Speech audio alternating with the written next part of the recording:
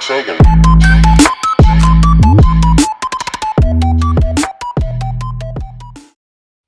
Hey, how's it going, guys? It's Jesse here with another episode. Welcome to episode 10. This is a second part of learning how to squat. In this video, as you can see me. This was a heavy day of squats here. I was doing 375 pounds for 4 sets of 4. The weight felt pretty good today. I was moving the weight pretty fast, and everything was moving correctly. I had no pains in my lower back or any weird part like that. But everything was pretty effective today at this day. That was the first set there shown, and the following set here is the second set. Actually, no, excuse me, it's the third set here shown of my squats here today. So what I'm doing here, I'm doing a low bar for my heavy variation day, and the things I'm thinking about, obviously, like I've talked in previous videos, is making sure I'm really keeping my body nice and tight, squeezing my scapulas really hard, making sure I'm breathing between each rep and really keeping my core very tight. And I think about driving my knees outward. So those are the goals of that I have when I squat, and what I think about in every rep. So this is one of my good friends, Felix here. He joined me on this day. He was hitting 315. I was working with his form because he had a hard time really getting down into the hole, but working with him for a few minutes, Felix was able to get a lot more comfortable and drive the weight a lot better. As you can see here, he was a little fatigued here, and he didn't really drive it all the way down through the hole here. But after the low bar squats, we headed over to the deadlift platform, and we hit 3 sets of 4. I hit 435, and this weight was moving pretty good today for me. I wasn't trying to go too heavy because, as you guys know, I am in a calorie deficit. So right now I'm eating about 2,500 calories to 2,700 calories a day, and I don't know if you could tell, my muscles are pretty flat.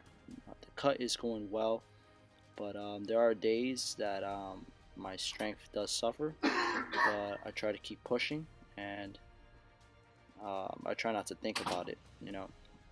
I think the biggest thing when it comes to a cut for a lot of people is the mental aspect of it. People assume that you have to get weak when you do a cut, which is the case. I'm not gonna lie. I'm not able to push it as hard as normal, but I try not to think about it, and I try to think about me being in a surplus, having that mental advantage, bringing that confidence in the gym every single day. So hope you guys enjoy the second part here.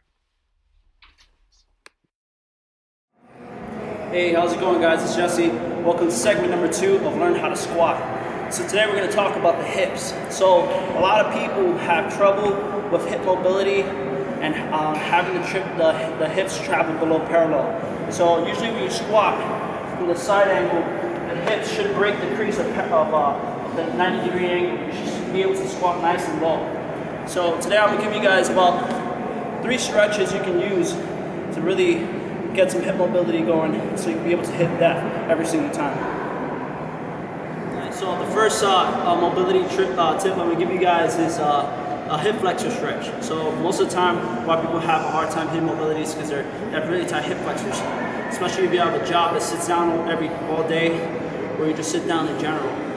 Your hips are going to be tighter than most of the time, So what I do to mitigate that is I do hip mobility. So the first mobility exercise I'm going to show you guys is a hip flexor stretch. All you're going to use is about a box that can allow your knee to travel to the ground. So it's going to look like this. You're going to put your foot on the box. You're going to stand up tall. What I'm thinking about right here is about squeezing my right butt cheek right here. So I'm going to squeeze my butt cheek forward. I'm going to grab this arm and go across. This stretch right here is excellent for hip mobility purposes. So make sure you guys do that for each side for about 1 minute to 2 minutes if you really want to see improvements. I would do this probably every night before you go to bed, or even twice a day. It really opens up your hips really nice. Hey, so the second mobility exercise I recommend you guys doing is another hip flexor one. This one's one of my favorites as well because you really feel a good stretch on the hips here. So what I do is I place my leg on top of a taller box or anything like a little bit higher, and I'm just going to lean into it on this side right here and just squeeze my butt cheek here and just squeeze and hold this right there.